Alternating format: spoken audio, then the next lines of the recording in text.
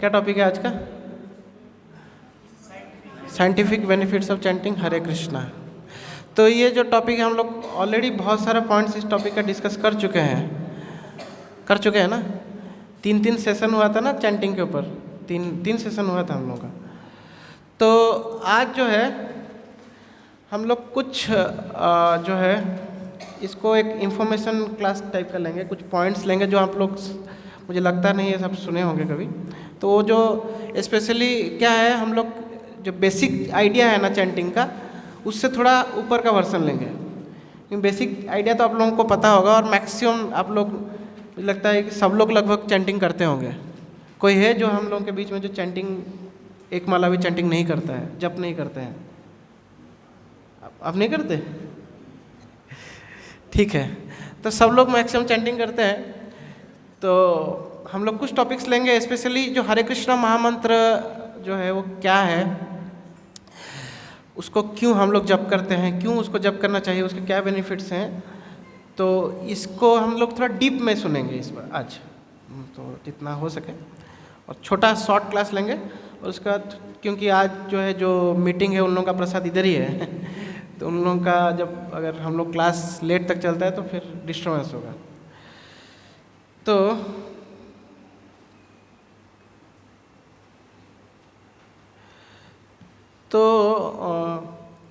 सबसे पहले जो साउंड या ध्वनि, उसका क्या महत्व है हम देखेंगे कि ये साइंटिफिक जो अभी का जो साइंस है उसमें क्या बेनिफिट्स हैं, और जो वैदिक साहित्य है उसमें क्या बेनिफिट्स हैं, जो अब्राहमिक रिलीजियंस हैं उसमें भी क्या बताया गया उनके बारे में। तो अब देखेंगे बेसिकली तो हम लोगों का जो सनातन धर्म है, तो हम भागवत में अगर जाते हैं तो देखते हैं कि सबसे पहला चीज़ जो भगवान बोलते हैं किसी को, तो वो है ब्रह्मा जी। और ब्रह्मा जी को भगवान जो है जब ज्ञान प्रदान करना चाहते हैं तो ब्रह्मा जी को सबसे पहले वो क्या बोलते हैं? तप। जब ब्रह्मा जी प्रकट हो जाते हैं तो पूरा दुनिया में उनको अंधेरा दिखता है, कुछ दिखता नहीं, वो कहाँ है, किधर है, कौन है, कुछ मालूम नहीं रहता। तो भगवान, तो उनको एक आवाज़ सुनाई देती है, एक साउंड सुनाई देता है। वो क्या साउंड है? वो बोलते हैं तप, सुनो, तप करो बोलते हैं। तो फिर ब्रह्मा जी जो है जो देवताओं के 100 साल तक तप करते हैं, तपस्या करते हैं, और उसके बाद उनको सब कुछ दिखने लगता है, सब ज्ञान हो जाता है। फिर वो विसर्ग मतलब सृष्टि को चालू करते हैं। और आप यहाँ तक कि अगर हमारे अब्राहमिक रिलीजन्स भी देखेंगे, तो क्रिश्चियनिटी देखेंगे, तो भी वो बोलते हैं कि जो भगवान है, गॉड जो है, वो क्या बोलते हैं? Let there be light. तो वो भी बोलते हैं और फिर सब शुरू होता है। तो हम और भी इवन इस्लाम में भी उसी टाइप का ही कुछ है। तो जो वेरियस रिलीजियंस है अक्रॉस, तो साउंड का बहुत महत्व है, साउंड को बहुत महत्व दिया गया है। और अभी का जो हमारा साइंटिफिक रिसर्च है उसमें भी देखिए साउंड के ऊपर बहुत रिसर्च हुआ है, जो एक्वेस्टिक्स बोलते हैं ना। तो उसका एक टोटली एक स्टडी का एक फील्ड है, बहुत सारे लोग जो है उसमें रिसर्च किए हुए हैं। इवन साउंड का पानी पे क्या इफेक्ट है वो भी देखा गया। सब पानी तो एक तरह से हम साइंटिफिक तरीके से देखा जाए तो पानी जो है निर्जीव वस्तु है, लेकिन यहाँ तक भी बोला जाता है कि अगर पानी को भी कुछ गलत वाइब्रेशंस दिया जाए और कुछ सही वाइब्रेशंस दिया जाए तो पानी में डिफरेंसेस दिखता है। जो गलत वाइब्रेशंस जिस पानी को दिया गया, अगर या पानी को आप रोज़ जाके कुछ डांट रहे हो तो उसमें जो है जल्दी जो है वो ख़राब हो जाता है पानी। ये हुआ है, आप लोग नेट पे सर्च कर सकते हैं। एक ऐसा घटना घटा था कि चाइना में कहीं पे कुछ लोग जो है साइंटिस्ट लोग कुछ न्यूक्लियर बम बनाने का प्लानिंग कर रहे थे। तो सबको पानी का ग्लास रखा गया था, तो पानी पीने के बाद लोगों का पेट खराब हो गया। तो और उसके बाद भी वहाँ पे देखा गया कि जो पानी के क्रिस्टल्स थे वो बदल गए थे, पॉइजनस हो गया था। तो यहाँ तक कि अब बहुत सारे दूसरे उसके बाद बहुत सारे और भी रिसर्च हुए जिसमें बोला गया है कि पानी जो है वो साउंड को जैसा उसको साउंड जाता है उसी टाइप से वो ऑब्जर्व करता है, और उस टाइप से वो उसके जो पानी में भी कुछ क्रिस्टल्स फॉर्मेशन होते हैं। ऑफ कोर्स उसको भी बहुत सारे लोग नहीं मानते हैं, लेकिन बहुत सारे लोग मानते हैं। इवन प्लांट्स जो पौधे हैं उनके ऊपर भी रिसर्च हुआ है। एक IKEA कंपनी है, हम लोग जानते हैं, फर्नीचर मेकिंग कंपनी है। तो उसने मिडिल ईस्ट में कहीं पे एक रिसर्च किया था, 2 एक ही टाइप के एक ही वैरायटी के प्लांट्स को 2 अलग अलग गमले में रखे। एक को जो है रोज आके कोई उसको डांट रहा था वो प्लांट को, तुम किसी काम का नहीं हो, कुछ नहीं हो। और एक को जो है उसको बोला, बहुत अच्छा चीज़ बोला जा रहा था। तो जो प्लांट को अच्छा बोला जा रहा था वो अच्छे से फूलने लगा, और जिसको बुरा बोला जा रहा था वो मुरझा गया।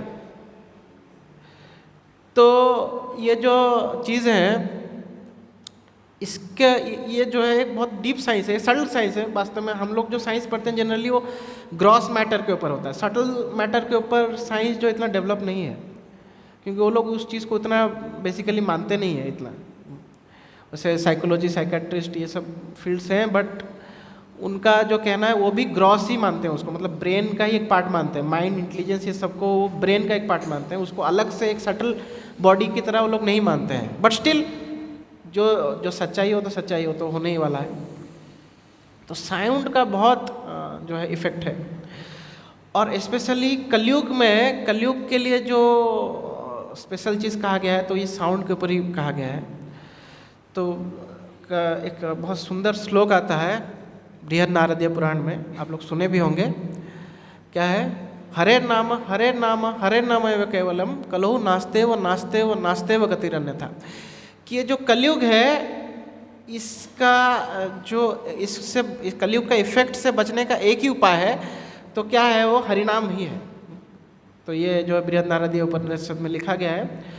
और हम अगर स्टडी करेंगे तो हम लोग जानते हैं कि 4 युग हैं हमारे सनातन धर्म में। 4 युग बोला जाता है। सबसे पहले सतयुग, उसके बाद त्रेता युग, उसके बाद द्वापर, उसके बाद कली।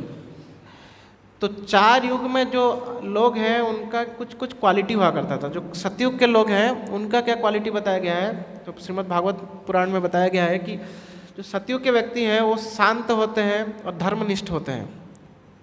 शांत और धर्मनिष्ठ। शांत और धर्मनिष्ठ मतलब कि शांत किस लिए? क्योंकि शांत कौन होता है, पीसफुल कौन होता है? जिसको कुछ एंग्जाइटी नहीं होता, जिसको कुछ टेंशन नहीं होता है। तो सतयुग में जो था तो वातावरण ऐसा था, लोग ऐसे थे कि लोगों को कुछ परेशानी नहीं थी, इसलिए वो शांत रहते थे और वो ऑटोमेटिकली धर्मनिष्ठ हुआ करते थे, धर्म का पालन करते थे। तो ऐसा सतयुग के लोगों को बोला गया है। जब त्रेता युग आया तो त्रेता युग में 25% जो है क्या हो गया? धर्म का डिग्रेडेशन हो गया। धर्म का डिग्रेडेशन हो गया तो सतयुग को गोल्डन एज बोला जाता है, स्वर्ण काल बोला जाता है, और जो स्वर्ण युग बोला जाता है। और त्रेता युग को क्या बोला जाता है? तो सिल्वर एज, रौप्य काल या युग बोल सकते हैं आपको। तो उसमें क्या होता है? फिर भी लोग जो थे, लोगों का गुण क्या था? तो बोलते हैं ब्रह्मवादी न थे। ब्रह्मवादी न यानी कि भगवान कौन है, ये सब वो प्रश्न पूछते थे, और शास्त्रों को पढ़ते थे, शास्त्रों को पालन करते थे। ये त्रेता युग के लोगों का बारे में बताया गया है। और जब द्वापर युग आया, द्वापर युग को बोलते हैं ब्रोंज एज, कांस्य युग। तो द्वापर युग के लोग किस प्रकार से थे? तो द्वापर युग के लोगों के बारे में बोला जाता है जिज्ञासु थे। जिज्ञासु तो किस चीज़ पे जिज्ञासा करते थे? तो मैं कौन हूँ, मैं क्यों इधर हूँ, भगवान कौन है, तो इस चीज़ पे उनका जिज्ञासा रहता था। और कलयुग के लोगों के बारे में क्या बताया गया है? तो कलयुग के लोगों के बारे में बताया गया है कि ये लोग पाखंडी होंगे। फिर पाखंड करेंगे तो पाखंडी होंगे तो क्या हो जाएगा? तो झगड़ा करना शुरू करेंगे। लोग एक दूसरे के साथ कोई गलत कार्य करेगा तो तुम क्यों गलत कर रहा है, तो झगड़ा करेंगे और क्या करेंगे? उसके वजह से क्या हो जाएगा? उनका और एक नेचर होगा कि ये लोग जो है स्वतंत्र मेंटालिटी, इंडिपेंडेंट मेंटालिटी, हम क्यों किसी का सुने, हम अपने जहाँ के मालिक हैं, हम जो करेंगे वही है। आप मूवीज़ में भी देखते हैं कि ये चीज़ को बहुत प्रमोट किया जाता है। जो हीरो होता है बहुत इंडिपेंडेंट नेचर का होता है। तो मैं जो हम जहाँ खड़े होते हैं वहीं से लाइन शुरू हो जाता है। तो इंडिपेंडेंट नेचर, और इंडिपेंडेंट नेचर के कारण वो लोग क्या है? रिबेलियस है। रिबेलियस मतलब तुम जो बोलोगे हम नहीं सुनेंगे, हमारा मन जो करेगा, मेरा मन जो करेगा मैं वही करूँगा। तो इस तरह से नेचर। अब देखिए पहले ज़माने में जब क्षत्रिय का क्वालिटी, एक बार मैं एक महाराज जी लेक्चर दे रहे थे, सुन रहा था, तो क्षत्रिय का क्वालिटी क्या था? क्षत्रिय जो होता था ना, वो कहीं पे अगर युद्ध होता था तो वो मतलब भाग जाता था युद्ध करने के लिए, भले ही कुछ मुझे उस युद्ध करूँगा तो मुझे कुछ मिलेगा, ये नहीं। जैसे अभी हमारे जो सोल्जर्स हैं उनको सैलरी मिल रहा है, फिर भी वो लोग बहुत ग्लोरियस हैं, बट फिर भी सैलरी उनको मिल रहा है। लेकिन क्षत्रिय जो ओरिजिनल जो प्योर क्षत्रिय होता था वो कुछ सैलरी वाले के लिए युद्ध नहीं करता था, उसका नेचर ही ऐसा था। और अभी के जो लोग हैं उनका नेचर है झगड़ा करना। आप किसी को इधर जो क्लास हो रहा है मंदिर में, भगवत गीता पढ़ाया जाएगा, फ्री में भी पढ़ाया जाएगा, प्रसाद मिलेगा, तो नहीं आएंगे। अगर किसी को बोल दो कि अरे उधर जो है पत्थरबाजी करना है, आ जा, नहीं तो कुछ तोड़ फोड़ करना है, पूरा एकदम भर भर के लोग आ जाएंगे। है? उनको कुछ मत दो फिर भी भर भर के लोग आएंगे। ये नेचर है कलयुग का। तो इसके लिए कलयुग जो है बहुत डेंजरस ऐसा बोला गया हमारे शास्त्रों में, और हम लोग देख भी रहे हैं। ये तो मतलब बोलने वाली बात भी नहीं है, आप लोग सब देख ही रहे हैं इस चीज़ों को। तो इसीलिए एक सुखदेव गोस्वामी जो हैं वो परीक्षित महाराज को जब 12वां स्कंद में तो जब कलयुग का वर्णन करते हैं तो परीक्षित महाराज बहुत घबरा जाते हैं। तो वहाँ पे सुखदेव गोस्वामी बहुत सुंदर श्लोक बोलते हैं कि कलयुग में इतने सारे प्रॉब्लम्स हैं, स्पेशली 4 चीज़ें सब लोगों में भर भर के हैं, लेकिन फिर भी कले दोष निधे राजन अस्ति एक महद्गुणा कीर्तनादव कृष्ण से मुक्त संग परम रजत। कि कलयुग जो है इसमें इतने सारे दुर्गुण हैं, लेकिन फिर भी इसमें एक बहुत महान क्वालिटी क्या है जो बाकी सब गुणों को भी दबा सकता है, वो क्या है कि इस युग में भगवान का कीर्तन करने का मौका मिल रहा है। भगवान का जो संकीर्तन या कीर्तन करने का है, भगवान का जो नाम लेने का, इस युग में जितना महत्व है किसी और युग में नहीं है। ऐसा जो है सुखदेव गोस्वामी किसको बोलते हैं? परीक्षित महाराज को बोलते हैं। तो आप देखेंगे जो 4 युग हैं उनके सबको धर्म को पालन करने के लिए अलग अलग तरीके हुआ करते थे। आप लोगों को पता है सतयुग का क्या था? सतयुग को धर्म को पालन करने का क्या तरीका था? ज्ञान नहीं था प्रभु जी। श्लोक आपको याद है? किसी को श्लोक याद है? कृते ध्यायतो विष्णु, याद है? नहीं याद है? तो ऐसा एक श्लोक आता है महाभारत का, कृते ध्यायतो विष्णु त्रेताया यज्ञतो मखई द्वापरे परिचरायाम कलो तद हरि कीर्तनम। तो जो धर्म का पालन करने के लिए सतयुग का क्या उपाय था? तो उसके लिए ध्यान था, क्योंकि उस समय बोला जाता है कि लोग बहुत सालों तक जीते थे और ध्यान कर सकते थे। तो ध्यान था किस युग का? सतयुग का। फिर जब त्रेता युग आया तो त्रेता युग का क्या हो गया? त्रेता युग का जो युग धर्म था वो क्या था? त्रेता युग का युग धर्म क्या था? यज्ञ तो मखे, भगवान यज्ञ करना, बड़े बड़े यज्ञ कुंड होते थे, और ये अश्वमेध यज्ञ, ये ग्वावलंबम, ये जो भी सारे यज्ञ जो उस समय के होते थे, तो त्रेता युग में होता था। ये त्रेता युग का जो है मुख्य धर्म पालन करने का या युग धर्म जो था वो यज्ञ करना था। त्रेता युग से पहले यज्ञ का कॉन्सेप्ट उतना नहीं था सतयुग में, वो मुख्यतः त्रेता युग में आया। द्वापरे परिचरायाम, द्वापर युग का क्या युग धर्म था? परिचरायाम यानी कि भगवान के अर्चविग्रहों की पूजा करना, ये द्वापर युग का युग धर्म था। तो बोले प्रभु जी इस कलयुग में भी तो हम लोग अर्चविग्रहों की पूजा कर रहे हैं। तो अभी वास्तव में पूर्ण रूप से कलयुग शुरू नहीं हुआ है, ऐसा शास्त्र का कहना है कि कोई अगर युग खत्म होता है तो उस युग का इफेक्ट जो है उस युग के खत्म होने के बाद उस युग का जो अवधि है उसका 5% रहता है। तो द्वापर युग का अवधि कितना है? द्वापर युग का अवधि कितना है? हाँ, 8,64,000 ईयर्स, 8,64,000 साल। तो उसका 5% निकाल दीजिए, जब तक वो नहीं होता तब तक पूजा अर्चना होती रहेगी, मंदिर बने रहेंगे। जब ये 5% खत्म हो जाएगा तब कुछ मंदिर नहीं रहेगा कलयुग में। तो अभी मंदिर है, मतलब क्योंकि द्वापर युग का युग संध्या चल रहा है अभी, मतलब कलयुग और द्वापर युग का ट्रांजिशन पीरियड है ये। पूर्ण रूप से कलयुग का जो है वो आया नहीं है अब तक, ऐसा हमारा शास्त्र बोलता है, मैं नहीं बोल रहा हूँ, ये शास्त्र का कहना है। और ये जो 3 युग का जो युग धर्म था, कलयुग का युग धर्म क्या है? कलयुग का युग धर्म है कलो तत् हरि कीर्तनम, भगवान का कीर्तन करना। तो ये जो द्वापर युग में भगवान के अर्च विग्रहों की पूजा करने से मिल रहा था, जो त्रेता युग में यज्ञ करने से मिल रहा था, जो सतयुग में ध्यान करने से मिल रहा था, वही कलयुग में कैसे मिल रहा है? कलयुग में भगवान का कीर्तन करने से।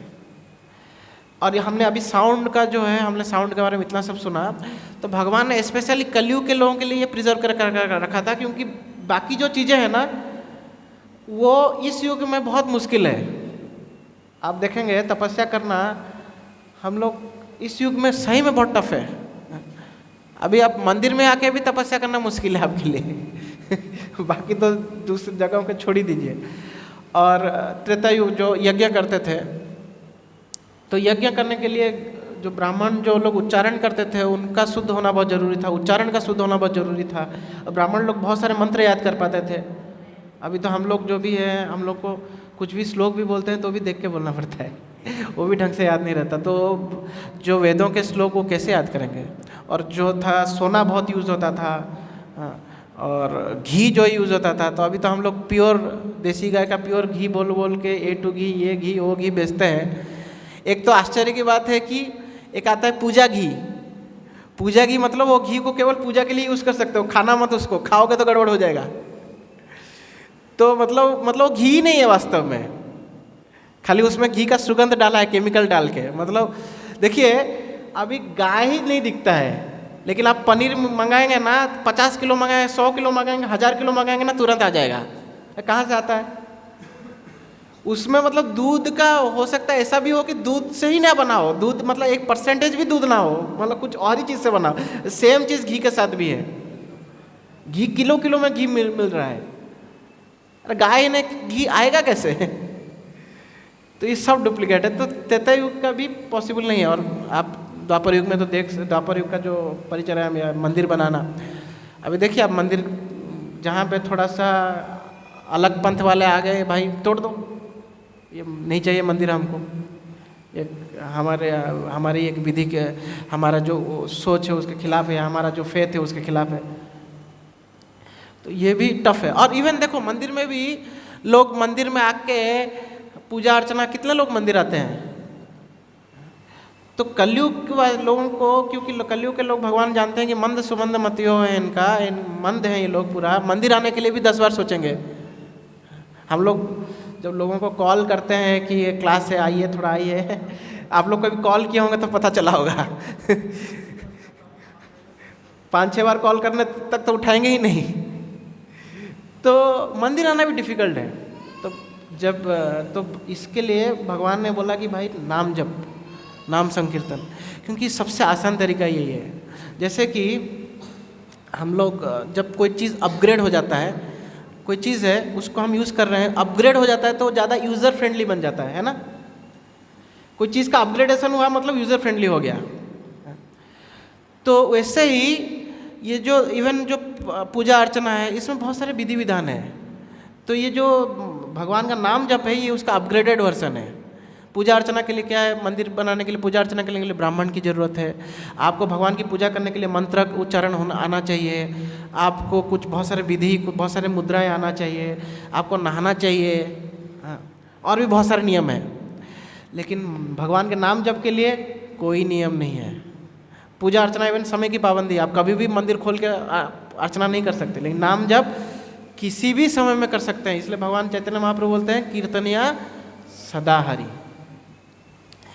तो अब हमको ये क्लियर हो गया है कि कलयुग के लिए, कलयुग का जो दोष है उसको निकालने के लिए एक ही तरीका है, क्या है, भगवान का नाम कीर्तन या नाम जप जो भी है। तो कौन सा नाम को जप करें? भगवान के तो बहुत सारे नाम हैं, कौन सा नाम को जप करें? तो कौन सा नाम को जप करें ये कहाँ पे लिखा गया है? तो एक कलि संतरण उपनिषद है। क्या नाम है उपनिषद का? कलि संतरण उपनिषद। कलि संतरण उपनिषद का अर्थ क्या है? कलि संतरण का अर्थ क्या है? कलि संतरण मतलब कलयुग में संत, संत मतलब संत लोग, साधु लोग, तरण मतलब उद्धार। तो कलयुग में साधु लोगों का उद्धार करने के लिए ये मंत्र है। तो ये क्या मंत्र है? तो ये मंत्र जो है ब्रह्मा जी नारद मुनि को बोलते हैं कलि संतरण उपनिषद में। जब इन दोनों का संवाद होता है तो नारद मुनि पूछते हैं कि कलयुग में जो लोगों का उद्धार कैसे होगा? तो ब्रह्मा जी क्या बोलते हैं? ब्रह्मा जी बोलते हैं हरे कृष्णा कृष्ण कृष्ण हरे हरे, हरे नाम हरे नाम हरे नाम, सॉरी, हरे राम राम राम राम हरे हरे। तो क्या है, बोलते इति षोडश नाम नाम कलु कल्मष नाशनम। तो बोलते हैं कि ये जो 16 अक्षर का नाम है, ये कलयुग का जो है क्या बोले, कल्मष नाशनम, कली का जो कल्मष है, कलयुग के जो प्रॉब्लम्स है, इसको ये 16 नाम जो है ये इसका नाश कर देंगे। नत्त परतरम उपाय, और कोई उपाय नहीं है, सर्व वेदेषु दृश्यते। देखिए ब्रह्मा जी का जो शरीर है ना, ब्रह्मा जी का शरीर किससे बना हुआ है? ब्रह्मा जी का शरीर बना हुआ है बुद्धि से। जैसे हमारा शरीर जो है 8 चीज़ों से बना हुआ है। ग्रॉस शरीर जो है किससे बना है? पृथ्वी, जल, अग्नि, वायु, आकाश, और उसके अंदर जो है हमारा सूक्ष्म शरीर है जो है मन, बुद्धि, अहंकार, उसके अंदर हमारा आत्मा ये पूरा आवरण के अंदर फंसा हुआ है। लेकिन ब्रह्मा जी का जो शरीर है वो केवल और केवल बुद्धि से बना हुआ है, वो ये पंच महाभूत से नहीं बना है, केवल बुद्धि से बना है। और वो ब्रह्मा जी क्या बोल रहे हैं? नत्त परतरम उपाय, और कोई उपाय नहीं है, सर्व वेदेषु दृश्यते। मैंने सारे वेदों को देख के मैंने ये कंक्लूजन निकाला है। तो ब्रह्मा जी का ये कंक्लूजन है, क्या है कि हरि नाम ही सब कुछ है। अब थोड़ा सा हम लोग जो है ये हरि नाम के ऊपर और थोड़ा डीप में जाएंगे। अब देखिए, आप अगर अभी के टाइम का कली संतरणो उपनिषद निकालेंगे तो उसमें ये वाला स्पेशली ये वाला पार्ट निकालेंगे तो उसमें क्या लिखा होगा? हरे राम राम राम हरे हरे, हरे कृष्ण कृष्ण कृष्ण हरे हरे। हम लोग जो मंत्र बोलते हैं उसका जस्ट ऑपोजिट लिखा होगा। हम लोग कृष्ण को पहले बोलते हैं, राम को पहले। तो आप लोग बोले कि तो फिर ये कैसे हम लोग हरे कृष्णा ही क्यों बोलते हैं? तो देखिए, कुछ लोगों का ये कहना है कि जो हम लोग कौन सा वैष्णव संप्रदाय से बिलोंग करते हैं? ब्रह्म माधवा गौड़ीय वैष्णव संप्रदाय, स्पेशली गौड़ियों का कुछ चीज़ जो है बहुत स्पेशल है। तो कुछ लोग बोलते हैं कि श्री चैतन्य महाप्रभु ने ये मंत्र जो है दिया था, हरे कृष्णा कृष्ण कृष्ण हरे हरे, हरे राम राम राम हरे हरे। ये यहाँ तक करेक्ट है। श्री चैतन्य महाप्रभु ने ये मंत्र को पहले ये मंत्र था, लेकिन श्री चैतन्य महाप्रभु ने उसको स्प्रेड कराया, उसको पब्लिक फोरम में लेके आए। पहले बहुत ओनली साधु लोग या फिर जो कुछ ब्राह्मण लोग ही मंत्र का नाम जप करते थे, इन मंत्र को जप करते थे। और कुछ लोग का ये कहना था कि उस समय में जो था ये हरे राम राम राम हरे हरे, हरे Krishna Krishna Krishna Hare Hare, general public generally ये जो है मंत्र इम्पोर्टेंट बोला जाता था। और महाप्रभु ने जो है जब सब लोगों में बांटने लगे मंत्र को, तो कुछ लोग कंप्लेन किए कि भाई जो है ये जो है मतलब ब्राह्मण लोग, स्पेशली जो ब्राह्मण लोग हैं उन्होंने कंप्लेन किया कि चैतन्य महाप्रभु जो है वो क्या किए हैं, उन्होंने वो जो है शूद्रों को भी ये मंत्र दे रहे हैं, तो इसलिए ये मंत्र का अपमान हो रहा है। उस समय में ये कास्ट सिस्टम जो था बहुत रिजिड हुआ करता था, जो वर्ण का जो सिस्टम था ये बहुत कड़क हुआ करता था, जाति प्रथा बहुत कड़क थी, बहुत गलत तरीके से चल रही थी। सही तरीके से भगवान ने जैसा बोला है वैसा नहीं चल रहा था, बहुत गलत तरीके से चल रहा था, क्योंकि कलयुग है और 500 साल पुराना बात है ये। तो इसलिए चैतन्य महाप्रभु ने क्या किया, उल्टा कर दिया उसको, हरे कृष्ण कृष्ण कृष्ण हरे हरे, हरे राम राम राम हरे हरे, उल्टा कर दिया। और ये जो मंत्र है ये कहीं किसी शास्त्र में नहीं लिखा है, ऐसा करके कुछ लोगों का बोलना था। ये मंत्र जो है किसी शास्त्र में नहीं लिखा है, महाप्रभु ने इसको उल्टा कर दिया। वास्तव में ये जो पॉइंट है ये गलत है। कली संतरण उपनिषद में ये जो मंत्र है ऐसा ही लिखा हुआ था, लेकिन बाद में कुछ अद्वैतवादी लोग, स्पेशली जो लोग शंकराचार्य के फॉलोअर्स हैं, अद्वैतवाद को मानते हैं, तो उन लोगों ने बाद में जो 17वीं शताब्दी आई तो उन्होंने कली संतरण उपनिषद में मंत्र को उल्टा करके हरे राम राम राम हरे हरे, हरे कृष्ण कृष्ण कृष्ण हरे हरे ऐसा लिखा। और कुछ और भी शास्त्र थे जिसमें हरे राम था और हरे कृष्ण दोनों थे, लेकिन कली संतरण उपनिषद में हरे कृष्ण महामंत्र था। कुछ और शास्त्र थे जिसमें हरे राम पहले आया था। तो ऐसा जो है वो ऐसा बोला जाता है। तो आप लोग अगर कभी भी ये पॉइंट आता है कि महाप्रभु ने बदल दिया, महाप्रभु जो है कभी जो है शास्त्र का उल्लंघन नहीं करेंगे, क्योंकि वो स्वयं भगवान है। तो भगवान कभी शास्त्र विरुद्ध कार्य नहीं करते, वो कर सकते हैं लेकिन नहीं करते भगवान। तो ये दोनों मंत्र एग्जिस्ट करता था, और लेकिन ये हरे कृष्ण महामंत्र जो था, हरे कृष्ण मंत्र जो था वो पॉपुलर नहीं था, इसलिए महाप्रभु ने जब ये बोला ये मंत्र करो, जब करो, तो फिर वो ब्राह्मण लोग कुछ बोले नहीं ऐसा। तो इसका मतलब क्या हो गया कि इसका मतलब ये हो गया क्या हरे राम जो है वो गलत हो गया, वो गलत है? नहीं, वो भी सही है, ये भी सही है, दोनों सही है। और कुछ लोग बोलते हैं कि राम पहले आए इसलिए हरे राम पहले होना चाहिए, कृष्ण बाद में आए इसलिए कृष्ण बाद में आना चाहिए। तो वास्तव में भगवान जो है किसी समय के पाबंद नहीं है। अगर आप राम पहले आए बोल रहे हैं, मतलब आप बोल रहे हैं कि भगवान जो है समय के अंडर में है, समय जैसा जैसा होगा वैसा वैसा भगवान आएंगे। नहीं, भगवान समय से परे हैं।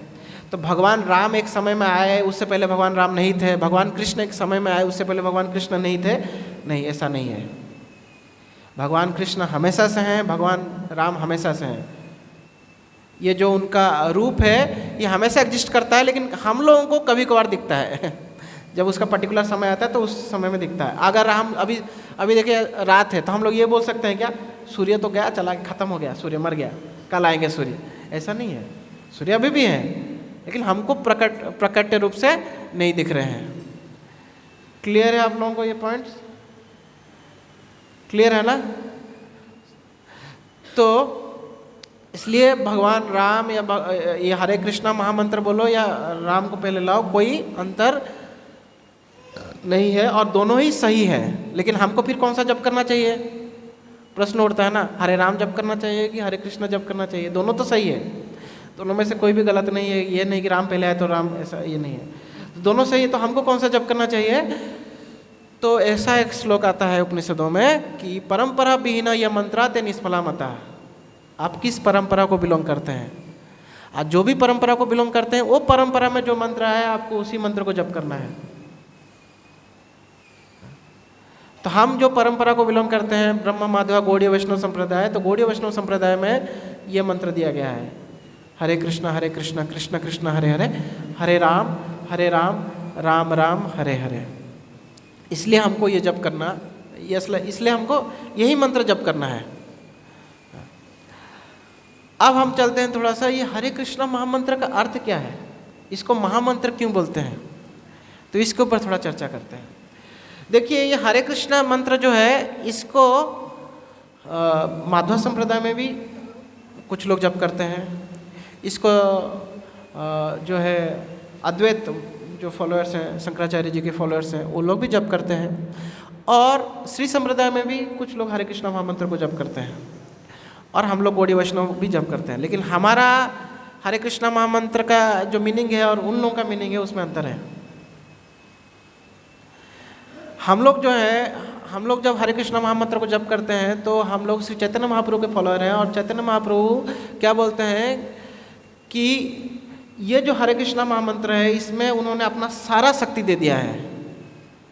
इसलिए चैतन्य महाप्रभु के बारे में जब चैतन्य महाप्रभु का गुणगान किया जाता है तो चैतन्य चरितामृत में एक बहुत सुंदर श्लोक आता है। तो श्लोक क्या है, आप लोग सब हम लोग का क्लास आते हैं इसलिए मैं आप लोगों को ये पॉइंट्स बोल रहा हूँ। जो लोग अगर नए हैं, अगर समझ में नहीं आ रहा है तो क्लास के एंड में मुझे प्रश्न पूछ सकते हैं। होपफुली आप लोग चैतन्य महाप्रभु कौन है वो आप लोगों को पता है? पता है चैतन्य महाप्रभु कौन है?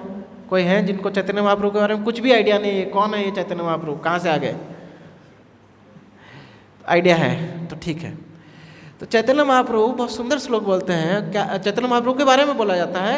अनार्पिता चरिम चिरात करुणया अवतीर्ण कलो समर्पयितुम उन्नत उज्ज्वल रस स्वभक्ति श्रियम हरिपुरत सुंदर दुति कंदप संदीपिता सदा हृदय कंदरे स्फुरुतो वा सचिनंदन। तो क्या बोला गया है? अनार्पिता चरिम चिरात करुणया अवतीर्ण कलो। जो कभी भी जो चीज़ नहीं दिया गया था वो कलयुग में आके आपने हमको प्रदान किया। तो वो क्या है? भगवान की भक्ति है, भगवान का नाम है जो चैतन्य महाप्रभु ने स्पेशली लाके कलयुग में दिया।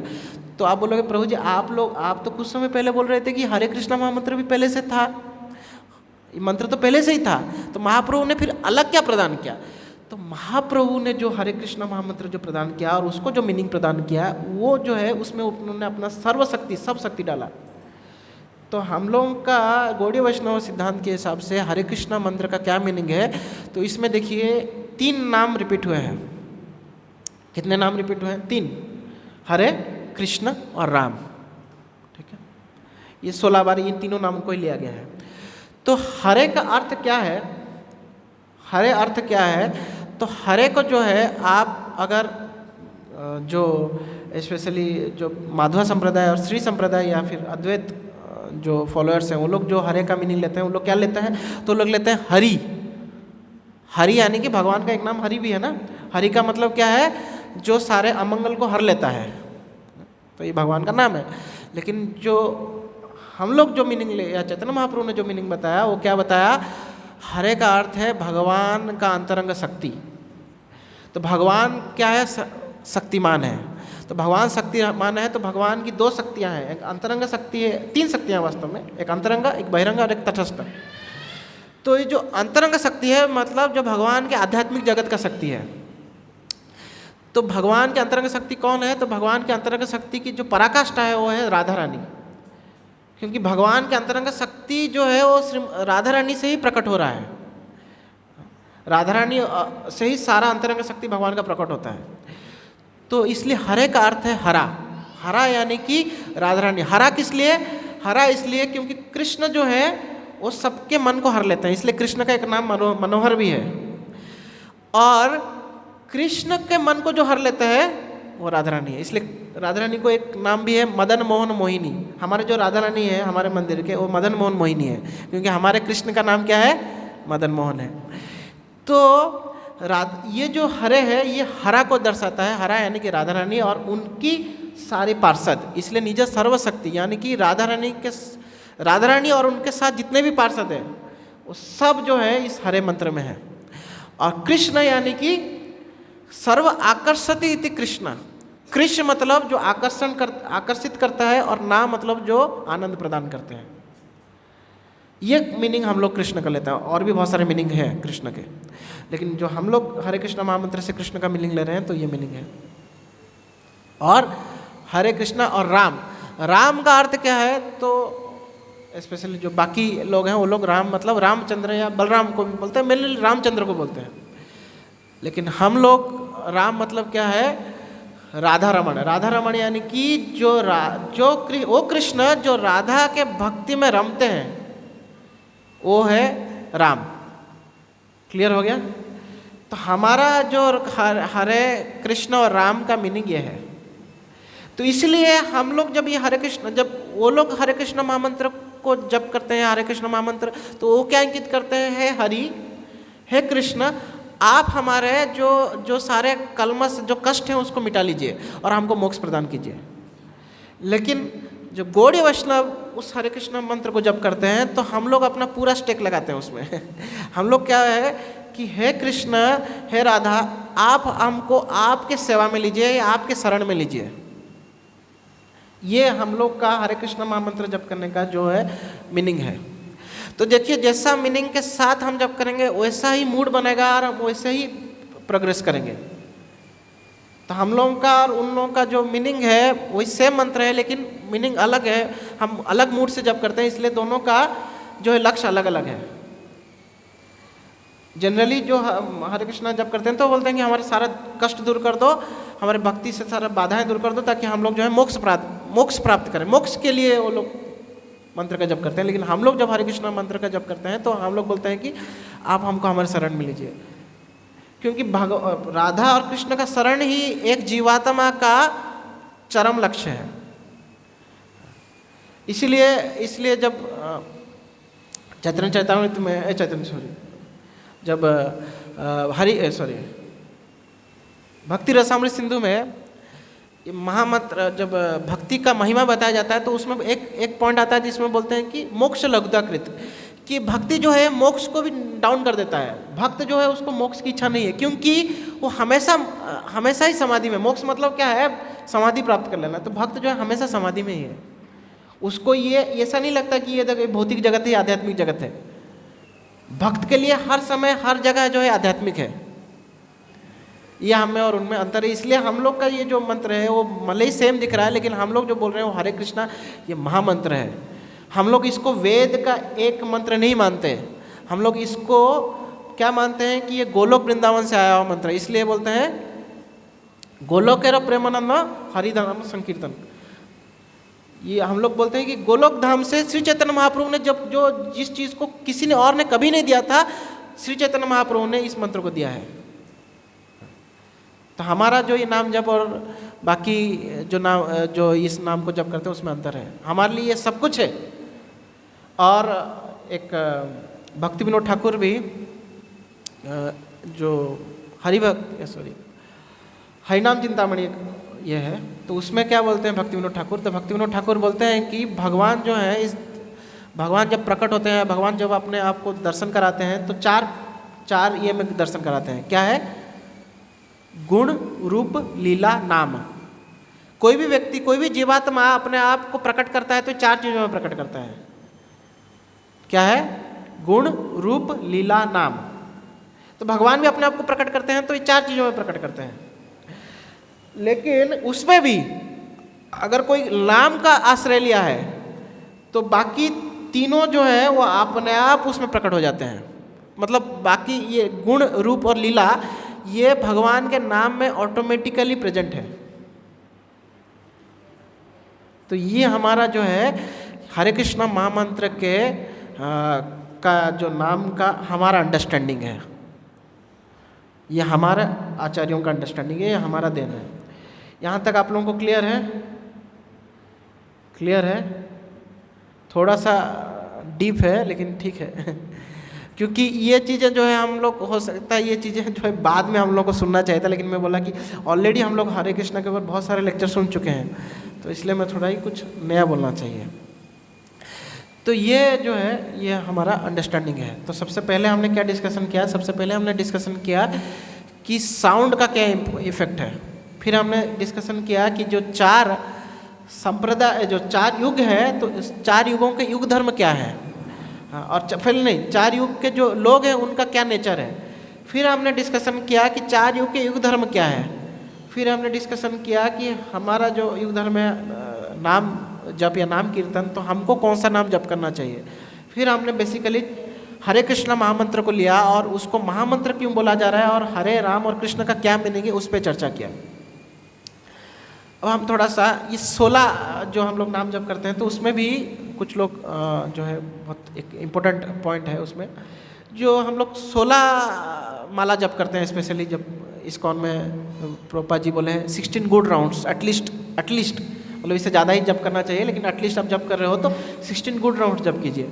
तो इसमें भी देखिए एक व्यक्ति जो है, बोला जाता है कि हम लोग जो सांस लेते हैं तो हम लोग एक दिन में 25,000 श्वास लेते हैं, तो 25,000 बार हम लोग श्वास लेते हैं। तो हम हर एक श्वास में एक नाम जो है वो होना चाहिए। देखिए आप लोग अगर कैलकुलेट करेंगे तो हरे कृष्णा महामंत्र में कितने शब्द हैं? 16 हैं।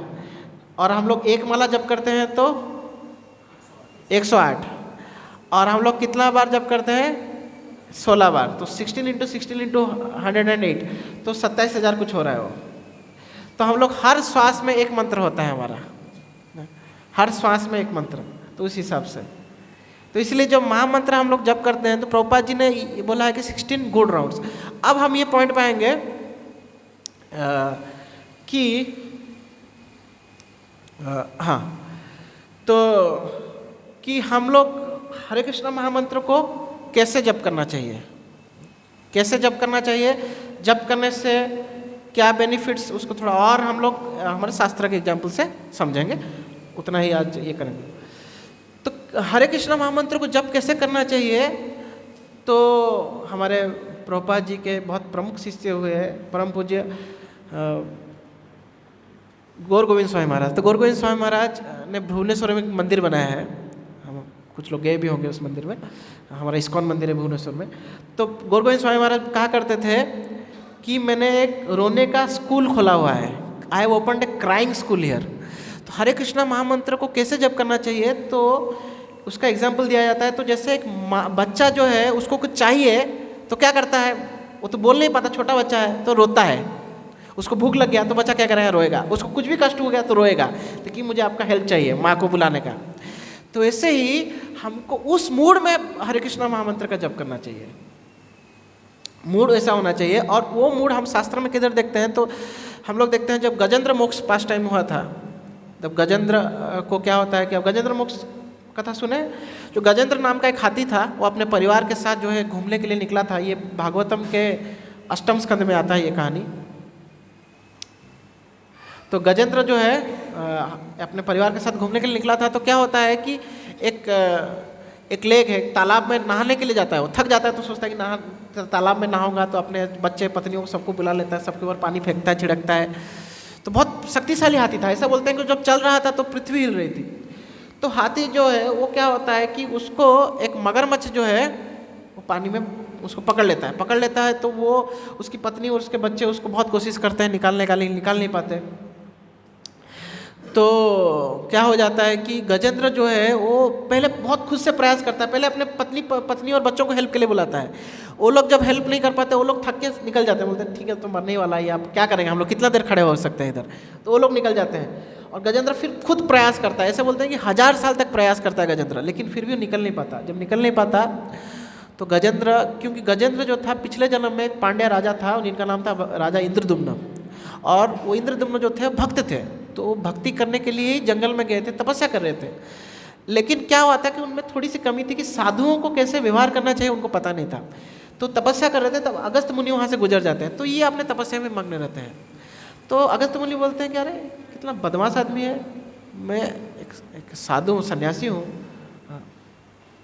और मैं जा रहा हूँ और ये इसको रेस्पेक्ट ही नहीं करना आता। तो उसको बोलते हैं कि तुम जो है तुम्हारा दिमाग जो है मंद हो गया है, इसलिए तुम एक मंद जानवर बन जाओ, बोलकर अभिशाप दे देते हैं। और वही इंद्रदुम्न बाद में आके ये गजेंद्र हाथी बन जाते हैं। लेकिन क्योंकि उन्होंने पिछले जन्म में भक्ति किया था, तो भगवान इस जन्म में उनको वो मेमोरी दे देते हैं कि आराधना करना चाहिए।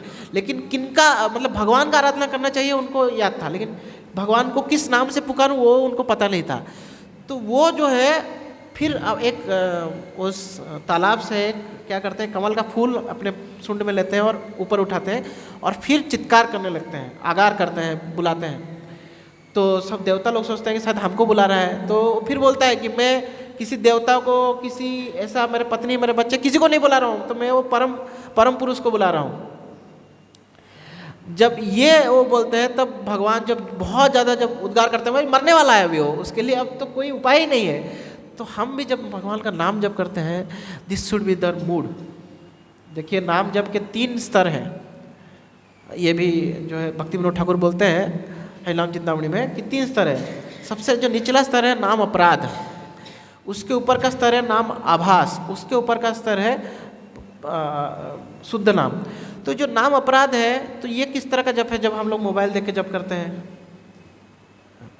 क्योंकि भगवान ये नाम हरिनाम के बारे में क्या बताया गया, और एक इम्पोर्टेंट चीज़ बताया गया है कि नाम चिंतामणि कृष्णस्य चैतन्य रस विग्रह पुण्य शुद्ध नित्य मुक्त अभिन्नत्वम नाम नामिना। ये जो भगवान का नाम है ये पूर्ण शुद्ध है और नित्य मुक्त है, और क्या है, अभिन्नत्वम नाम नामिना। ये नाम और नामिना, नामिना मतलब भगवान और भगवान का नाम, ये दोनों एक ही है वास्तव में। क्योंकि भगवान पूर्ण है, इसलिए उनका नाम और उनमें कोई अंतर नहीं है। हमारा नाम और हम में अंतर हो सकता है, लेकिन भगवान का नाम और भगवान में कोई अंतर नहीं है। तो जब भगवान का नाम ले रहे हैं मतलब भगवान हमारे पास उपस्थित हैं। जैसे हम कृष्ण बोल रहे हैं तो कृष्ण इधर ही है। तो हम मोबाइल देख रहे हैं मतलब क्या हो रहा है, हम भगवान को बुलाए हैं और इधर मुंह कर दिया। आप अपने किसी दोस्त को भी बुलाए हैं, इधर आ तो थोड़ा सा, वो आ गया, आप किसी और से बात करने लगे तो वो दोस्त को भी बुरा लग जाएगा। और आप किसको बुला रहे हो, पूरा ब्रह्मांड का अधिपति को बुला रहे हैं। तो ये नाम अपराध है। इसके ऊपर का स्तर क्या है, नामाभास का स्तर। नामाभास का स्तर यानी कि आप मैकेनिकल वे में चैंटिंग कर रहे हैं, लेकिन अपराध नहीं कर रहे हैं, अपराध रहित जप कर रहे हैं। ये जो मैकेनिकल चैंटिंग का दौर है ये बहुत लंबा होता है, और जब आप कंटिन्यूसली जप करते रहेंगे तो एक समय आएगा जब शुद्ध नाम होगा। तो इस पॉइंट को हम अभी देखिए, बहुत सारे लोग जो है, अब एक बहुत इंपॉर्टेंट पॉइंट है कि हम लोग जब जप करते हैं तो कभी कभार हम लोग को बहुत हतोत्साहित लगता है, कभी कभार बहुत अच्छा लगता है, और कभी कभार बहुत हताश हो जाते हैं कि क्या इतना नाम जप कर रहा हूँ फिर भी कुछ नहीं हो रहा है। और देखो वो प्रभु जी देखो कितना, कई लोग कभी दूसरे भक्त लोग भी, कभी हमारे सीनियर्स भी कंपेयर करने लगते हैं, क्या प्रभु जी, वो प्रभु जी को देखिए ना कितना अच्छा नाम जप कर रहा है, आप तो वहीं पे अटके हुए हैं। तो देखिए, हम सब जो है हमको ये जो शरीर मिला है हमारे कर्म के हिसाब से मिला है। तो हम शरीर को एक अलग अलग गाड़ी के ये में हम लोग डाल देते हैं। सपोज किसी के पास लूना है, किसी के पास मर्सिडीज़ है, किसी के पास एरोप्लेन है। डेस्टिनेशन एक है, लेकिन लूना वाला, मर्सिडीज़ वाला और एरोप्लेन वाला, वो लोग उस डेस्टिनेशन को अलग अलग टाइम में पहुंचेंगे। जो एरोप्लेन वाला है वो फटाक से पहुंच जाएगा, मर्सिडीज़ वाला उसको थोड़ा टाइम लगेगा, और लूना वाला उसको और टाइम लगेगा। तो हम समझ सकते हैं कि हमको अगर टाइम लग रहा है तो हमें लूना वाला गाड़ी मिला है हम लोगों को, मतलब हमारा शरीर जो है वो लूना टाइप का शरीर है। तो हो सकता है हमारा जो मन बुद्धि, हमारा जो ये पंच महाभूत का शरीर है और मन बुद्धि अहंकार, स्पेशली ये तीनों जो है ये जो है बहुत एडामेंट है। तो हम लोग को थोड़ा ज़्यादा टाइम लग सकता है। लेकिन हम लोग ये सोच के कि भाई वो लोग तो पहुंच गए, मैं तो अभी तक इधर ही हूँ, लूना को चलाना ही बंद कर दें तो हम कहीं पहुंच सकते हैं क्या? नहीं पहुंच सकते। तो इसलिए हमको चलाते रहना है, चाहे कितना बार भी गिरें, कितना बार भी ऊपर उठें, चलते जाना है। तो उसके लिए इम्पोर्टेंट क्या है? उसके लिए इम्पोर्टेंट ये है कि हमको एग्जाम्पल्स को देखना चाहिए। देखिए, हमारे शास्त्र में हम लोग अजामिल के बारे में पढ़ते हैं कि अजामिल देखिए कितना पापी था, लेकिन जब हरिनाम लिया तो उससे क्या हो गया? उसका चित्त शुद्ध हो गया और वो जो है भगवान के धाम चला गया। हम लोग और किसका? मृगारी के बारे में सुनते हैं। एक हंटर था, वो शिकारी था, और शिकारी ऐसा कि जो जानवरों को अधमरा कर देता था। लेकिन वही शिकारी जब बाद में नारद मुनि के संग से भक्त बन गया तो वही शिकारी क्या करने लगा? वो चींटी को भी जो है उसको भी मारना नहीं चाहता था। हम दस्यु रत्नाकर जो बाद में जाकर वाल्मीकि बनते हैं उनका बारे में देख सकते हैं। भगवान का नाम उच्चारण नहीं कर पा रहे थे, लेकिन फिर भी जब नारद मुनि ने उनको मरा भी बोला, भाई ठीक है मरा जप करो, तो फिर भी वो राम जप करते हुए वाल्मीकि बन गए, जिन्होंने रामायण लिख डाला। आप बोलोगे प्रभु जी ये लोग तो शास्त्र ठीक है, प्रभु जी कौन देखा है? ठीक है, आप अभी के टाइम में आ जाइए, अभी के टाइम में आइए। आप लोग प्रभुपाद जी का तो देखे होंगे। प्रभुपाद जी जब इस्कॉन की स्थापना की तो उनके साथ कौन थे? उनके साथ हिप्पी लोग थे। क्योंकि हिप्पी लोग जो था, बाकी सब अमेरिका लोग जो है भौतिक चीज़ों में घुसे हुए थे। ये हिप्पी लोग जो थे वो लोग भौतिक चीज़ों से फ्रस्ट्रेट होकर कुछ नया चाह रहे थे, तो नया वो ड्रग्स ये सब में ढूंढ रहे थे। तो वो लोग जब प्रभुपाद आए तो उनको लगा कि भाई इनसे कुछ ये करना चाहिए। तो प्रभुपाद जब हिप्पी लोग आए तो प्रभुपाद ने जब टम्पकिन स्क्वायर पार्क में पहली बार कीर्तन किया तो आप वो वीडियो देखिए, सब ऐसा दाढ़ी वाड़ी बढ़ा के एकदम झूम रहे हैं। तो वो लोग, लेकिन क्या हो गया? उनका हृदय परिवर्तन हो गया। ठीक है, उन लोगों को भी ठीक है प्रभु जी, उन लोगों का हो गया, लेकिन हमारा क्या? तो हमारा क्या? तो आप अपने में देखिए, आप हरिनाम जप करने से पहले जैसे थे और अभी जैसे हैं, उसमें अंतर है कि नहीं? है कि नहीं? अंतर कम है, लेकिन है ना। तो वो जो है वो अंतर जो है धीरे धीरे वो और बढ़ता जाएगा। और हमारे जो स्पेशली जो कलमस है, प्रॉब्लम्स हैं, वो जो स्पेशली जो कलयुग के जो स्पेशल प्रॉब्लम्स हैं, देखिए 4 प्रकार के ऐसा बोला जाता है कि थॉट्स हैं। एक है पॉजिटिव थॉट्स, सकारात्मक सोच। क्या है सकारात्मक सोच? जैसे कि किसी का हेल्प करना, हमेशा आनंद में रहना, तो और क्या है? सेवा भाव रखना, विनम्र रहना, ये सकारात्मक सोच है। और नकारात्मक सोच है। नकारात्मक सोच क्या है? काम वासना का होना, गुस्सा आना, लोभ होना। स्पेशली इस कलयुग में ये तीनों चीज़ बहुत प्रबल है। गुस्सा आना, काम वासना और क्या है? लोभ। इसको अगर इंग्लिश में बोलेंगे लस्ट, एंगर, ग्रीड। और इवन उसको भगवद गीता में क्या बोला गया? ये 3 जो है नरक के द्वार हैं। ये तीनों जब तक हमारे अंदर रहेगा हमको नरक की ओर खींच के लेके जाएगा। और कुछ थॉट्स क्या है? कुछ थॉट्स वेस्टफुल थॉट्स हैं, मतलब किसी काम के ही नहीं है, बेकार थॉट्स। जैसे पूर्व के बारे में सोचना। स्पेशली मैं जब एग्ज़ाम्स दे के आता था तो ऐसा होता था कि अगर कुछ क्वेश्चंस छूट जाते थे, अरे क्या है छूट गया, कुछ नहीं मुझे तो आता था। या फिर जब मल्टीपल चॉइस क्वेश्चन रहता है तो कुछ एक घुमा देते हैं, मतलब गलती से घुमा देते हैं। एग्ज़ाम के बाद जब घर में आते हैं तो उसको अच्छे से अगर आराम से सॉल्व करते हैं तो वो सॉल्व हो जाता है। अरे क्या सिली मिस्टेक कर दिया, पता नहीं आप लोगों के साथ हुआ हो कि नहीं, लेकिन मेरे साथ हुआ था।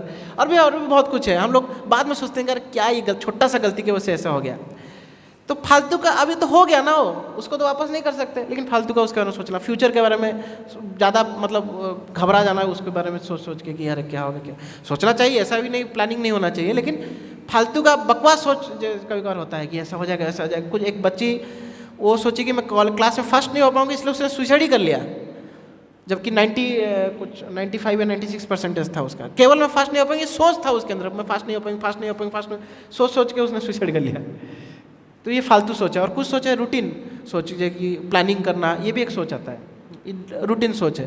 तो स्पेशली ये पॉजिटिव सोच और ये रूटीन सोच ये कब बढ़ता है, जब हम लोग स्पेशली जब हरिनाम का जप करते हैं। क्यों? क्योंकि हरिनाम जो है क्या करता है, सीधा हमारे माइंड पे इफेक्ट डालता है। और ये इवन साइंटिफिकली भी रिसर्च हुआ है, आप बहुत सारे रिसर्च हुए हैं।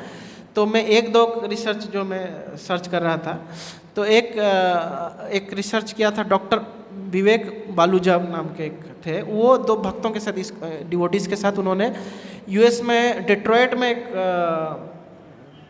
सर हेनरी फोर्ड इंस्टीट्यूट बोल के एक है, तो वहाँ पे उन्होंने रिसर्च किया था। तो उन्होंने क्या किया था कि कुछ लोगों को बोला था कि आप हरे कृष्णा महामंत्र का जप करो, और खुद ही उन्होंने एक्चुअली खुद ही हरे कृष्णा महामंत्र का जप किया। और एक समय था कि जब वो आप कुछ मतलब बाकी बहुत सारे गलत एक्टिविटीज़ को देखने लगे ऐसा, तो दोनों में उन्होंने देखा जब वो हरे कृष्णा महामंत्र, और एक समय ऐसा कि वो कुछ नहीं कर रहे थे, बस बैठे हुए थे। तो ये तीन समय मतलब तीन उन्होंने अपने ब्रेन का मैपिंग लिया, एक ब्रेन मैपिंग लिया तब जब वो हरे कृष्ण महामंत्र जप किए, आधा घंटा जप किए, उसके बाद एक ब्रेन मैपिंग लिया जब वो ऐसे ही खाली बैठे थे, और एक ब्रेन मैपिंग लिया जब वो कुछ वीडियोस देख रहे थे। तो तीनों में उन्होंने देखा कि जब हरे कृष्ण महामंत्र जब जप किया था तो उसमें उनका एंग्जाइटी लेवल एकदम डाउन था। वो एक्चुअली कुछ सिग्नल्स होते हैं जिसको ब्रेन मैपिंग बोलते हैं, कुछ न्यूरोलॉजिकल सिग्नल्स होते हैं। तो उसमें जब वो हरिनाम जप कर रहे थे तो सबसे कम जो था एंग्जाइटी लेवल उनका सबसे कम हो गया था। ये प्रूवन है, इवन साइंस ऑल्सो इसको प्रूव कर चुका है। और एक थे डॉक्टर डेविड वुल्फ, उनका भी एक रिसर्च पेपर निकला था। तो उन्होंने क्या किया था कि कुछ लोगों को बोला था कि हरे कृष्णा महामंत्र जप करो, और कुछ लोगों को बोला था कि तुम लोग कुछ एक ऐसे ही कुछ मंत्र दे दिया था उसको जप करो, और कुछ लोगों को बोला था कि तुम खाली बैठो। तो जो लोग हरे कृष्णा महामंत्र जप किए तो उनका भी वैसे ही हुआ कि एंग्जाइटी लेवल जो है घटा, एंग्जाइटी लेवल घट गया। इवन उनका बॉडीली भी कुछ ऐसा भी रिसर्च हुआ कि इवन बॉडी में भी जो हमारा ब्लड प्रेशर है वो भी नॉर्मलाइज हो गया। इवन हमारे जो कार्डियोवास्कुलर एक्टिविटीज़ वो भी नॉर्मलाइज हो गए। केवल ये तो साइंटिफिक रिसर्च है। और जो लोग उल्टा कुछ मंत्र कर रहे थे, जो भी उसने ऐसे ही बोला था, तो उसको बोलने के बाद एंग्जाइटी बढ़ गया उल्टा मतलब नॉर्मल भी नहीं रहा, मतलब ये इसमें तो घट गया जब हरे कृष्ण महामंत्र बोले। और जब कुछ दूसरा एक मंत्र ऐसा ही कुछ फालतू का उन्होंने बोला था बोलने के लिए, जो फालतू का चीज़ को बार बार रिपीट किया तो उनका एंग्जाइटी बढ़ गया। तो ये हरे कृष्णा महामंत्र के साइंटिफिकल रिसर्च हुआ है, और हम शास्त्र में भी देख रहे हैं, हम अपने जीवन में भी देख रहे हैं, और हम ISKCON आसपास भी देख रहे हैं। तो इसलिए हमको एक चीज़ का होना इसमें बहुत इंपॉर्टेंट है कि वी शुड हैव पेशेंस। अगर हमारा अभी नहीं हो रहा है तो हम बस हो गया बहुत छोड़ दें, नो, हमारे पास एक पेशेंस होना चाहिए कि अभी नहीं हो रहा है बट लोगों का हो रहा है, साइंस ने भी प्रूव कर चुका है, हमको हो सकता है थोड़ा टाइम लगेगा। तो वी शुड कीप गोइंग, तो ताकि ये जो है नाम अपराध से धीरे धीरे नामाभास से एक टाइम शुद्ध नाम। तो उसके लिए हम जो है शास्त्र का अलग अलग एग्जाम्पल से हमने तो ऑलमोस्ट बहुत सारे बोल दिया है। फिर भी क्या करता है, स्पेशली हरिनाम जो है हमारा हृदय का शुद्धिकरण करता है, क्योंकि डायरेक्ट मन पे अफेक्ट करता है। और मन जो है क्या करता है, ये ज्ञान इंद्रियों के द्वारा, हमारे 5 ज्ञान इंद्रिय पता है आप लोगों को? 5 ज्ञान इंद्रिय पता है आप लोगों को ना? क्या क्या है? एक ज्ञान इंद्रिय कोई बोल सकता है? ज्ञान इंद्रिय क्या है? आँख एक ज्ञान इंद्रिय है जिससे हम लोग देख के कुछ अंदर लेते हैं। कान एक ज्ञान इंद्रिय है। त्वचा एक ज्ञान इंद्रिय है। और क्या है? जीभ और नाक। तो ये 5 ज्ञान इंद्रिय जिससे हम लोग इस दुनिया से चीज़ों को एक्सेप्ट कर रहे हैं। और क्या कर रहे हैं? एक्सेप्ट करके किधर भेज रहे हैं हम लोग? ज्ञान इंद्रियों का केंद्र क्या है? माइंड है, मन है। तो जैसा जैसा हम ये चीज़ों को लेते जा रहे हैं वैसा वो मन क्या करता है, फिर उसी हिसाब से वो क्या कर रहा है, बुद्धि को बोलेगा मन, बुद्धि देखो ऐसा ऐसा मुझे मिला, ये मुझे बहुत मज़ा आ रहा है, और तुम जो है कर्म इंद्रियों को उसको और लाने में लगा दो। तो कर्म इंद्रिय क्या क्या है? हमारे हाथ, पैर और ये जो मुंह जो चबाते हैं, ये हमारे कर्म इंद्रिय, और हमारे क्या बोलते हैं जो मल मूत्र त्याग करने वाले दो। तो इस तरह से ये 5 कर्म इंद्रिय हैं। तो ये 5 कर्म इंद्रियों को फिर वो मन जो है बुद्धि को बोलता है और बुद्धि लगाता है। तो हम जो चीज़ ले रहे हैं, जब हम हरे कृष्णा महामंत्र का जप करते हैं, तो हरे कृष्णा महामंत्र से क्या होगा कि हम जो चीज़ों को लेंगे वो शुद्ध हो जाएगा। हम किसी अशुद्ध चीज़ को जो है लेंगे ही नहीं। आप किसी को अशुद्ध चीज़ को देखते हैं तो हम उसको डिस्कार्ड कर देंगे। लेकिन इसके बदले हम अगर ज़्यादा, जब देखिए आप एक नॉर्मल एग्जांपल देखिए, अगर कोई कॉन्सर्ट होता है, कोई पॉप सिंगर या कोई कॉन्सर्ट होता है, तो कि उसमें दारू का होना सुनिश्चित है। दारू, इवन ड्रग्स तो अलाउड नहीं है, पर चुपके से वो भी बिका जाता है। फ्री का दारू, ड्रग्स, और बाद में सेक्सुअल एक्टिविटीज़ भी। और बाद में क्या होता है, आदमी फ्रस्ट्रेट हो जाता है। अब देखिए दारू नहीं बिकेगा ना तो लोग ये हो जाएंगे। क्यों? क्योंकि ये जो साउंड है, साउंड वाइब्रेशन है, ये साउंड वाइब्रेशन क्या करता है, हमारा जो बॉडी का बायोलॉजी है, स्पेशली मन, इसको नेगेटिवली अफेक्ट करता है। अब देखे होंगे एक बहुत पॉपुलर सिंगर का भी बहुत सोच कर रहा था इंडिया में, बहुत सारे वो नशा का चीज़, उसके वजह से कुछ कंट्रोवर्सी हो गया। मैं उतना क्लियरली उसका पता नहीं, बट ऐसा ये है। तो इसलिए हम लोग को देखिए हरे कृष्णा महामंत्र जितना ले रहे हैं, उसके साथ साथ ये जो स्पेशली जो खराब साउंड वाइब्रेशंस हैं, स्पेशली मूवी सॉन्ग्स, इसको थोड़ा अवॉइड करना चाहिए। नहीं तो क्या हो जाएगा, हम लोग हरे कृष्णा महामंत्र भी ले रहे हैं, हम लोग मेडिसिन भी खा रहे हैं, और साथ में जो नहीं खाना चाहिए उसको भी खा रहे हैं, तो क्या हो जाएगा, कुछ इफेक्ट ही नहीं होगा। लेकिन खाली जब मेडिसिन खाएंगे, खाली जब हरे कृष्णा महामंत्र बार बार एवरी डे अगर हम लोग रेगुलरली लेते जाएंगे, तो माइंड जो है वो ऑटोमेटिकली उस तरह से डिज़ाइन हो जाएगा कि वो ये चीज़ों को देख के भी अनदेखा कर देगा। कभी कभार हम लोग कभी किसी के साथ बातचीत कर रहे हैं, तो ऐसा होता है कि कोई हमारे सामने से पास भी कर जाता है, हम उसको देखते नहीं है। वो बाद में हमको मिलता है तो बोलता है कि यार तुम्हारे सामने से ही गुजरा, तुमको पता ही नहीं चला। तो ये हरे कृष्णा महामंत्र भी ऐसा है कि इसको जब बार बार लेते जाएंगे तो खराब चीज़ें हमारे सामने से पास भी कर जाएंगे तो हमको दिखेगा नहीं। क्यों? कि हमारे मन को शुद्ध कर देगा, और शुद्ध मन होगा तो ऑटोमेटिकली एंग्जाइटी, जितने सारे दुर्गुण हैं, जो वेस्टफुल एक्टिव थॉट्स हैं, और स्पेशली जो नेगेटिव थॉट्स हैं, ये दूर हो जाएंगे। और हुए भी हैं, बहुत सारे ऐसे भक्त हैं हमारे बीच में जो लोग कभी सुसाइड करना चाहते थे, सुसाइड तक भी गए थे, लेकिन जब नाम जप किए तो फिर वो एटलीस्ट वो थॉट तो चला गया। अभी भी स्ट्रगल हो रहा है जीवन से, लेकिन एटलीस्ट वो थॉट तो चला गया, मतलब एटलीस्ट हम लोग उन्नत ऊपर आ गए। और क्या करता है हरे कृष्णा महामंत्र हमको फियरलेस कर देता है। जब रत्नाकर जो है वो जब मारने के लिए आया नारद मुनि को क्यों सुना रत्नाकर? क्योंकि नारद मुनि को जब मारने के लिए आया तो नारद मुनि को कुछ वैसे ही खड़े थे, तो वो सोचने लगा कि मैं जिसको भी, मेरे को देखते ही लोग भाग जाते हैं, और इधर ये खड़ा है साधु, इसको कुछ फर्क नहीं पड़ रहा, जरूर इसके पास कुछ स्पेशल चीज़ है।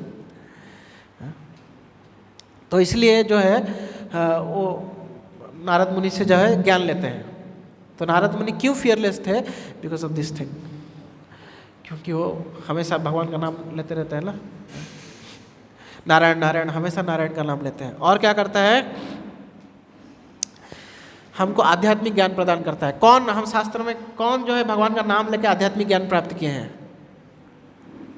किनका नाम आता है? तो ध्रुव महाराज का नाम आता है। ध्रुव महाराज ओम नमो भगवते वासुदेवाय, क्योंकि ये सतयुग में वो मंत्र था, तो वो नाम जप किए थे। और फिर धीरे धीरे क्या होता है, जब भगवान उनको प्रकट होते हैं तो ऑटोमेटिकली जो है ध्रुव महाराज जो है वो क्या होता है, भगवान को संग टच करते हैं, और ध्रुव महाराज फिर भगवान का गुणगान चालू कर देते हैं।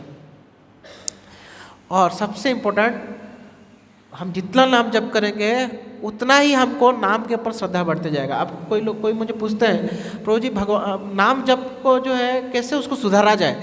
नाम जप को सुधारने का सबसे बेस्ट उपाय है ज़्यादा नाम जप करना। नाम जप को सुधारने का सबसे बेस्ट उपाय क्या है? ज़्यादा नाम जप करना। अब थोड़ा सा हम लास्ट पार्ट कि नाम जप कैसे करना चाहिए, तो मैंने जैसे ही बोला कि नाम 3 प्रकार के हैं नाम जप करना, नाम अपराध, नामाभास और शुद्ध नाम। तो हम लोग जनरली नाम अपराध और नामाभास के बीच में हैं। नामाभास भी ढंग से नहीं किए हैं, कभी बार हम मोबाइल देख ही लेते हैं। तो देखिए, अगर कुछ ज़रूरी है, मोबाइल देखना पड़ता है, तो मोबाइल देख रहे हैं तो उस नाम को काउंट मत कीजिए। सबसे पहला तो स्थान का होना बहुत ज़रूरी है, जिसको अगर इंग्लिश में बोला जाए सैक्रेड प्लेस। तो हम पर्टिकुलर स्थान में जप करना चाहिए हर दिन। उससे क्या है कि हम फोकस नहीं हटेगा। हम अगर एक ही स्थान में रोज़ जप कर रहे हैं तो उस सारे आसपास की चीज़ों को हम रोज़ देखते हैं, तो हम लोग ज़्यादा डाइवर्ट नहीं होगा।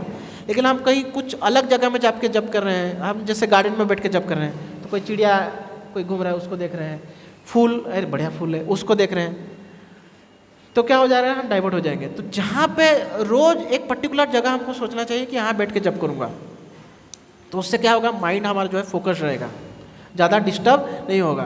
तो हमारा एक सेक्रेट प्लेस सबको आप लोग को अपने घर में देखना है कि भाई मुझे यहाँ पे बैठ के जब करना, मुझे कोई डिस्टर्बेंस नहीं होगा। हो सकता है वो आपका बेडरूम हो सकता है आपका कोई पूजा घर हो सकता है आपका कुछ भी हो। हमारे एक भक्त हैं, उनका छोटी सी बेटी है तो बहुत परेशान करती है वो प्रभु जी को जप करते टाइम। सुबह जब करना कोई उठ जाती है और आके गोद में बैठती है, परेशान करती है। तो प्रभु जी हमें हर दिन क्या करते हैं, अभी तो थोड़ा बड़ी हो गई है बेटी जी, लेकिन जब वो छोटी थी परेशान करती थी तो प्रभु जी हर दिन अपने गाड़ी में जाके बैठते थे, अपने गैरेज में चले जाते थे, गाड़ी में बैठते थे और गाड़ी में ही पूरा नाम जप करते थे, वहाँ पे भगवान का एक फ़ोटो लगा देते थे। तो इस तरह से आपको ये प्लेस ढूंढना है। और दूसरा चीज़ क्या है, सबसे इम्पोर्टेंट क्या है, जो नाम जप कर रहे हैं तो नाम को सुनना है। हमको क्या करना है, सुनना है। देखिए नॉर्मल मेडिटेशन और मंत्र मेडिटेशन में बहुत अंतर है। जब हम नॉर्मल मेडिटेशन करते हैं, प्राणायाम करते हैं, तो मन को क्या करता है, शांत करता है। लेकिन ये जो हरिनाम है ये मन को शांत के साथ साथ मन को शुद्ध करता है। जैसे कि हमारे अगर शरीर में एक घाव हुआ है तो कोई उसको बर्फ़ लगाएगा, फूकेगा तो हमको अच्छा लगता है थोड़ा सा, लेकिन जैसे ही बर्फ़ को हटा देगा वैसे ही फिर से कष्ट होना शुरू हो जाता है। लेकिन ये जैसा ये किस तरह से नॉर्मल मेडिटेशन की तरह है, नॉर्मल जो प्राणायाम मेडिटेशन।